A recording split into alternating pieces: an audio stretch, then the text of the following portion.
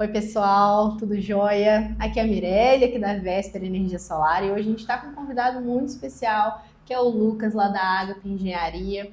Ele é engenheiro e sócio lá da Agape. Então, eu queria te agradecer aí por participar do bate-papo. Muito Lucas, é um obrigado. prazer. E aí, pessoal, tudo bem? Como é que vai? Então, a gente vai fazer esse bate-papo aqui hoje, que é muito interessante, porque vou falar para o Lucas, deixar ele falar, mas a Agape trabalha com a parte de reflorestamento, que tem tudo a ver com essa parte de sustentabilidade que a gente também trabalha aqui na Vesper. Então, a gente vai seguir esse bate-papo hoje, focando muito nisso. Quer energia limpa, quer se libertar, quase não tem falta de luz para apagar. Vesper Energia Solar. Vesper, energia que liberta. vespersolar.com. E como que você enveredou nessa área, Lucas? Por quê? De onde surgiu essa ideia da engenharia ambiental? Porque você também já é engenheiro, né? Sim, sim. Então, desde novo, eu gostei da parte de exatas. Então, eu fui escolher alguma parte voltada à engenharia. Só que como eu fui nascido e criado em Piau, aqui próximo, eu sou daqui de Juiz de Fora, mas vivi lá a infância, todas as férias, então eu tenho esse lado puxado para lá. Eu queria alguma coisa voltada à roça, ao meio ambiente. Então, eu preferi buscar alguma profissão voltada nisso. Na época, o curso de engenharia ambiental aqui em Juiz de Fora não tinha formado ninguém, era um curso bem novo.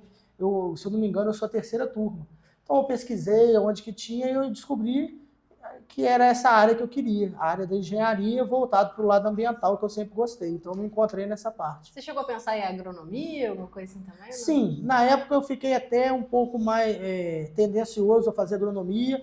Tinha engenharia agrícola e ambiental, engenharia agrícola e só em agronomia, tinha todas, mas era tudo em Viçosa. Aí eu teria que mudar para lá. Então, como aqui tinha uma que também era que eu gostava, eu preferi ficar por aqui mesmo. E a ideia da empresa, da Agape, da onde surgiu, assim, que você teve aquela ideia de agora eu vou começar nessa área? Foi já desde o início da faculdade, depois? Como é que foi? Assim? Não, o insight da abrir a empresa foi em relação à pandemia. Ela se desenvolveu na pandemia, mas a ideia anterior à pandemia foi o seguinte: quando eu estava terminando o curso, eu tenho uma amiga que mora em Astolfo Dutra e ela me falou assim: ô Lucas, vamos começar a mexer nessa parte de muda, porque eu estou vendo que os pedidos na minha região estão aumentando muito, vamos abrir um viveiro e tal. Aí acabou que a gente abriu o viveiro em Piau, eu e ela em sociedade. Mas acabou que ela desistiu, ela preferiu ficar lá em Astolfo Dutra, e aí eu falei: não, vou fazer o piloto no meu sítio, porque eu já tenho a estrutura, lá não paga aluguel e tal. Falei: eu vou ficar no meu sítio. Aí coincidiu com a pandemia. Então eu abri o meu viveiro por volta de 30 de dezembro de 2019. Então fiquei janeiro, fevereiro plantando as mudas, e logo em 2020, fevereiro, veio a pandemia. Então eu já estava com o viveiro aberto em Piau, e aí que engrenou. Aí eu comecei a plantar, fiquei 6 meses de isolamento lá na roça. Então, aí que engrenou. Aí eu consegui fazer um estoque muito bom. Na época estava ruim de venda, porque estava tudo parado, mas eu consegui fazer meu estoque. Aí daí mesmo que nasceu a Agape. Até então era mais produção de mudas. Aí eu resolvi juntar tudo e fazer uma empresa. Aí de 2020 para 2021 que consegui juntar e fazer uma empresa. Até que meu CNPJ eu abri em 2021, janeiro de 2021. Foi quando eu comecei a vender. Então, aí que se consolidou. Sim. Você fala do viveiro, né? Mas assim, para quem não conhece, né? Que eu falo por mim, né? Antes de conhecer, eu pensava que viveiro era de aves, né? Então, essa parte do viveiro, como é que funciona, assim? Você planta as mudas, quanto tempo? Depende da espécie da planta? O que contempla o viveiro ali? Então, logo depois, eu vou só te contextualizar um pouco, logo depois que eu saí de Piau, eu fui para Astolfo Dutra. E lá eu fiz uma coisa mais profissional. Hoje, o que a gente faz? A gente enche o saquinho, aquela sacolinha preta convencional com terra, mudas, né? E a gente já coloca a muda ali germinada. Essa muda é germinada numa estufa no tubete. Você sabe o que é o tubete? Igual o eucalipto. Já viu o plantio de eucalipto, aquele pretinho? Sei. Então, a gente germina ali dentro de uma estufa, num substrato específico. Na hora que a muda já está enraizada, a gente transfere para a sacola. Aí ele dá a sacola que ela cresce. Então, basicamente é esse processo. São vários tamanhos de sacola, mas sempre vem do tubete. Ou coloca a semente direto na sacola e você faz uma mini estufa na sacola para ficar quente e ela germinar. Legal. E aí, Aí o cliente ele vai comprar já nessa sacola? Ou depende do cliente? Hoje em dia a gente tem cliente para todos os gostos. Tem cliente que quer muda de 15 centímetros, pode ser até na sacolinha ou no tubete, até muda com DAP 3. DAP é a medida da diâmetro na altura do peito. Então você pega, tem uma medida específica, 1,5 m do chão, você mede com paquímetro de diâmetro. Então, para você ter a grossura da muda. Então, até muda com DAP 5, DAP 6, mudas adultas, já tem esse pedido. Então, está variando. Mas o queridinho da galera é a muda de 50 centímetros a 1 metro, que é o que mais sai. E vocês trabalham com quais espécies? Quantos tipos de espécies? Isso varia por conta da região que cresce? O problema que a gente tem é o estoque é muito rotativo. Bom, a gente estava com uma variedade de 100 espécies. 100. Só que já fechamos um pedido e aí já comeu aí umas 40 espécies. Então a gente agora já está com 50. Aí a gente começa a produzir de novo. Então é um grande gargalo, é até engraçado. Todo mundo me liga e fala assim: ô Lucas, me manda aí sua tabela de preço, de muda com as espécies. Eu falei: não tem. Não, mas não tem como, é muito rotativo.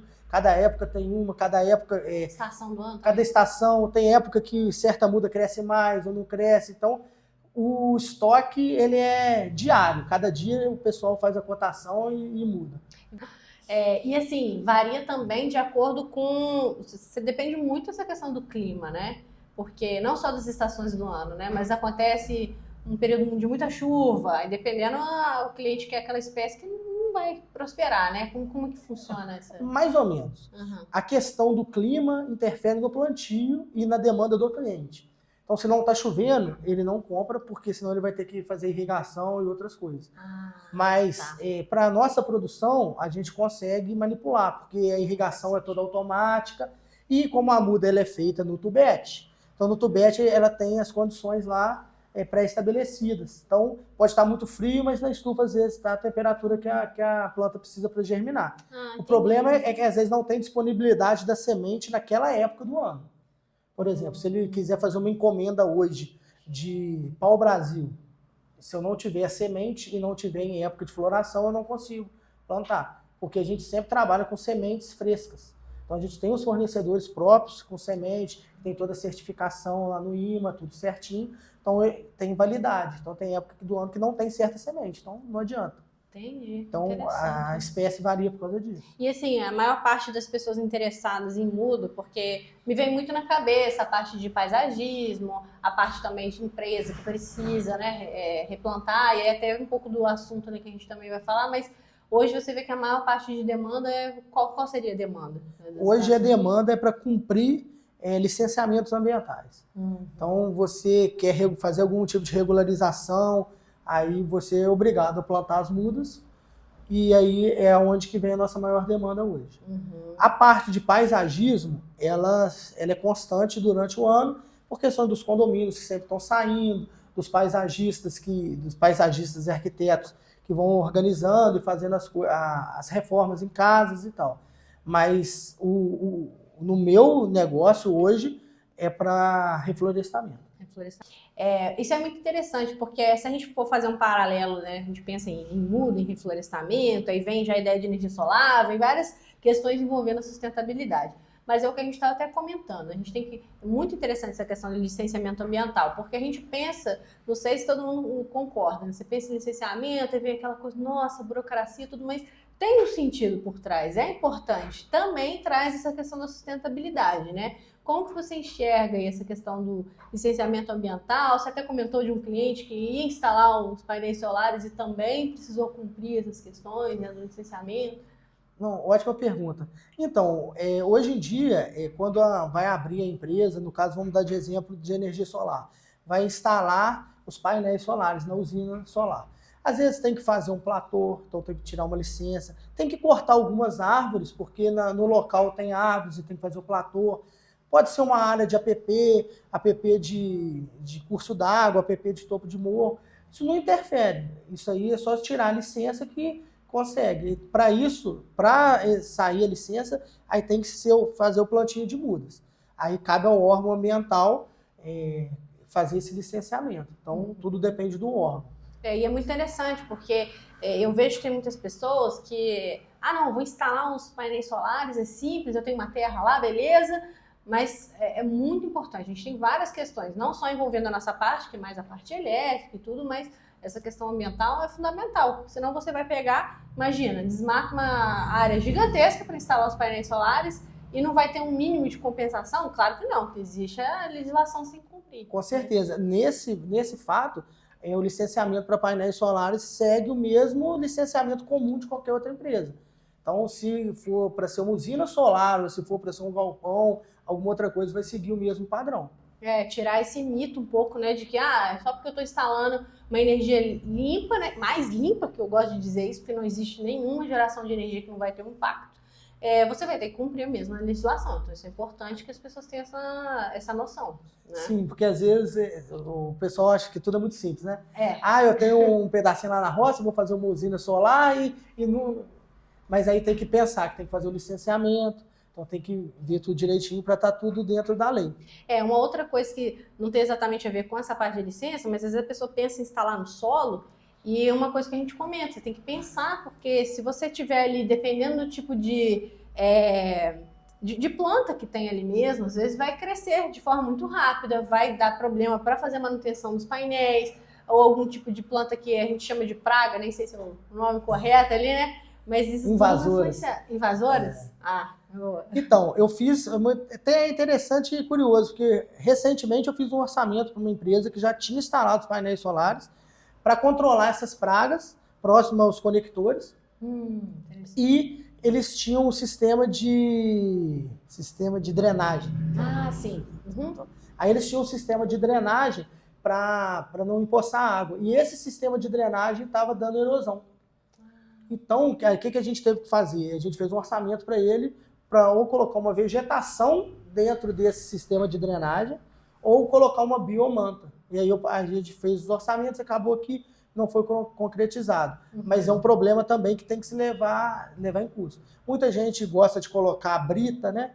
Porque aí não deixa nascer plantas invasoras e aí ajuda também na drenagem. Então é um custo também que já tem que levar em conta na hora da instalação. Tem que pensar em tudo no projeto. Isso. Tem algumas fazendas solares, isso é questão de pesquisa mesmo, que eu já vi que até eles, às vezes não tem nem os animais, mas eles já colocam, não sei nem se você tem uma ideia sobre isso, colocam alguns animais que já comem alguns tipos de plantas invasoras, né, praga e tudo, cabras, algumas coisas que eles mesmos vão fazer aquele controle mais, digamos, natural. Eu não sei qual o nível de viabilidade disso também, né, dos animais. Hoje em dia eu acho que seria um pouco inviável, por relação dos animais transitando ali no meio da... Pois eu já vi sobre isso, mas assim, prática eu nunca vi isso. É porque hoje em dia todo mundo tenta fazer coisas sustentáveis, né? Então você coloca um animal para comer a planta invasora e você fecha o ciclo. Aí tem que ver se nesse caso seria viável financeiramente. Pensando um pouco dessa questão das mudanças que a gente tem visto, cada vez mais significativas. A gente teve ondas de calor muito fortes no ano passado, esse ano, e daqui para frente vai só piorar, né? A verdade é essa. E a gente trabalhando com a parte dos painéis fotovoltaicos diminui esse impacto. O próprio, obviamente, né, o reflorestamento, o plantio de mudas, tudo vai ajudando, né? Então, vocês também trabalham com essa parte de reflorestamento, é mais direcionado à parte de licenciamento ambiental, tem uma certa procura específica de uma área degradada, como que funciona? Hoje em dia, o público-alvo são dividido em 3. Eu até gosto de brincar, o primeiro são os entusiastas. O que não precisa, não foi obrigado por ninguém, mas ele se sente na obrigação de ajudar o meio ambiente. Então ele tem uma terra, então ele pega essa terra e ele quer plantar uma muda para fazer a parte dele. Então tem pessoas que me ligam e aí geralmente com recurso próprio, então eles fazem um plantio escalonado, a gente vai plantar 1.000 mudas por ano, 2.000 mudas por ano, dependendo da disponibilidade financeira. Então esse a gente faz um projeto voltado para ele, com as espécies que mais agrada a ele, sempre mantendo a técnica que tem que ter espécie primária, secundária, clímax. Então a gente mantém essa parte, mas mais voltado para ele, porque ele é entusiasta, é o que ele quer. Às vezes ele gosta muito de uma espécie de IP, a gente coloca mais. Então esse é um cliente específico. O segundo cliente é questão de, às vezes, de loteamento. Ele quer fazer um paisagismo para o loteamento. Então, arborização urbana. Ele quer colocar algumas árvores para ficar um clima mais agradável perto das casas. Então, com esse cliente, a gente já tem que pensar em outras coisas. Até com a profundidade das raízes, se ela cresce muito, se ela pode colocá-la debaixo de energia, se ela suja muito. Então, a gente tem umas espécies próprias para arborização. Então, vamos fazer um condomínio, a gente senta, debate, mostra quais são as espécies, e aí faz pequenos bosques próximo a praças, essas coisas, para fazer os microclimas ali. E aí a gente faz essa parte. E em si, o reflorestamento, que pode ser por uma área que a pessoa degradou, ou um licenciamento ambiental, que aí o órgão ambiental exige o plantio de mudas. Cada um com a sua especificidade. Se é porque ele cortou, aí tem um número que ele multiplica se ele cortou, ou se é para uma área degradada, ele tem que compensar a mesma área, aí vai de caso a caso. Mas geralmente são esses 3 níveis de clientes que a gente atende. E como que você vê essa questão? E aí eu fico pensando, né? Porque a gente tem um impacto, né? E aí é um pouco ali de... pode ser... vamos falar de uma forma geral, cada um tem que fazer sua parte, mas se você for ver, na verdade é isso, né? Se a gente tem aqui empresa de energia solar, vai dar um impacto. A gente já tem mais de 700 projetos instalados. Quanto que isso não está reduzindo, né, de emissão de gás carbônico? Você já plantou quantas milhares de mudas, será, né? Vendeu para os clientes e tudo. Vai ter um impacto. Todo mundo fazendo isso, né? Como que você enxerga esse trabalho da gente trabalhando de forma, numa área sustentável, né? Então, pegando esse gancho, hoje em dia tem uma coisa que chama pegada ambiental, que é você compensar os gases de efeito estufa gerados por você, por exemplo. A sua energia, o seu carro. Então é feito esse cálculo da pegada ambiental durante anos. Então, por ano eu tenho uma pegada ambiental de X metros cúbicos, que equivale a tantas plantas. E aí você pode procurar uma empresa para comprar esse crédito, como se fosse um crédito de carbono. E aí eu estou até abrindo isso na minha empresa. A gente está idealizando um produto que seria vendido para pessoas que não têm onde plantar árvore, mas são entusiastas. Então, eu quero fazer a minha parte. Então, a gente está agregando isso a um produto. Provavelmente vai ser uma camisa, que aí a pessoa compra uma camisa que representa o plantio de X árvores. Então, aquela camisa é o símbolo. Ela vai vestir a camisa, só que ela representa 10 árvores plantadas. Aí o equivalente a X anos da pegada ambiental da pessoa. Que vai ser plantada em determinado X lugar, né? Isso. Não, aí a gente vai escolher projetos, sim. Porque pode ser feito tanto a doação das mudas para algum projeto, ou alguma área de alguma pessoa que não tem condições de fazer o plantio, então a gente vai escolher algumas áreas, para ajudar essas pessoas que têm consciência, mas não têm aonde fazer o plantio. Então a gente está... A Agape hoje em dia já está finalizando essa parte. E tem muito como crescer, né? Porque o que não falta é impacto ambiental, né? Seja por indústria, seja por a parte de agricultura. Então, a legislação ela vem num modo de tentar regular, né? Porque se não tivesse a legislação, provavelmente a maioria dessas pessoas não faria, né? Você acredita que... Aí os entusiastas, dia, infelizmente, são a menor parte, né? Sim. Mas eles existem, ainda bem, né? Ainda bem. Eles existem e estão crescendo cada vez mais. As mudanças climáticas estão aí. Hoje em dia ninguém pode falar que não existe, né? Então agora o pessoal está mais conscientizado quanto a isso. Então acredito que a tendência é aumentar os entusiastas. Sim. Se a pessoa ela já passou pela cabeça dela, puxa vida, interessante essa parte de reflorestamento, qual que seria a primeira coisa que ela poderia fazer? Né? O primeiro passo que ela poderia dar para alguém que quer começar a contribuir com essa parte de reduzir a pegada, de ter... Nem que ela não tenha o espaço. Talvez seja essa ideia da camisa, né? Não sei. Ou outra coisa que ela pode fazer. Geralmente, as pessoas que não têm o espaço, ela pode adotar uma muda. Ir num viveiro próximo, plantar num parque da prefeitura, na beirada de um rio. Então, volta na pegada da camisa, porque muita gente quer fazer e não tem como. Então a gente tem esse projeto da camisa e tem como as pessoas fazerem de outra forma, dessa forma adotando uma muda, doando uma muda para alguma instituição. Então ela pode, ela mesma, comprar uma muda e mandar para uma instituição que faz o plantio. Temos essa maneira de ajudar mesmo sem ter o local de plantio. Mas Lucas, muito obrigada aí pela sua disponibilidade, a gente conversar, tem tudo a ver, né? A gente pensa de energia solar fotovoltaica, com a parte da pegada ambiental, reflorestamento, essa parte de legislação. Então a gente tem que conversar, ainda mais com essas coisas que vem acontecendo, né? Dos impactos climáticos, a gente tem que, não é para daqui a 1 ano, 2 anos. Tem que começar agora mesmo. Já devia ter começado. Quem ainda não começou tem a possibilidade de começar agora, seja fazendo, né, começando ali com essa ideia de reduzir a pegada de carbono, de doar uma muda, ou fazer um projeto maior, né? Ser um entusiasta mesmo. Então, muito obrigada aí por ter vindo. De nada. Obrigado a vocês pelo convite e estamos sempre à disposição.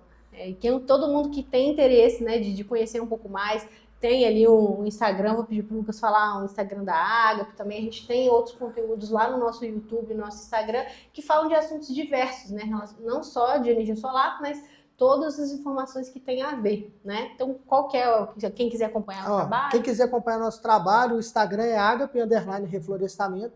Eu vou deixar o link do nosso site na descrição do vídeo. Isso, aí a gente vai, quem quiser acompanhar pode acompanhar os próximos passos. Então, agradeço novamente e acompanhe aqui os nossos conteúdos aqui no nosso canal.